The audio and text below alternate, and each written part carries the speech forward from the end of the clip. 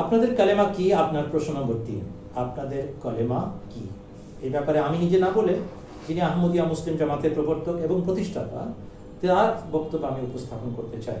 তিনি তার লিখিত নুরুল হক পুস্তকে খণ্ড পৃষ্ঠা নম্বর 5 বলছেন, আমরা মুসলমান।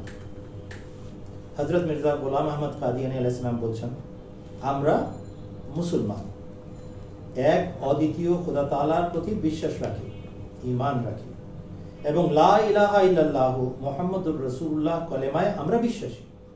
আমাদের কলেমা লা ইলাহা ইল্লাল্লাহ মুহাম্মাদুর রাসূলুল্লাহ। কার কথা? হযরত মির্জা গোলাম আহমদ কাদিয়ানী আলাইহিস সালাম, যিনি এই যুগের ইমাম মাহদি এবং প্রতিশ্রুত মাসিহ হয়ে আসার দাবিদার। অতএব আপনার প্রশ্ন নম্বর 3 এর উত্তর হচ্ছে আমাদের কলেমা লা ইলাহা ইল্লাল্লাহ মুহাম্মাদুর রাসূলুল্লাহ।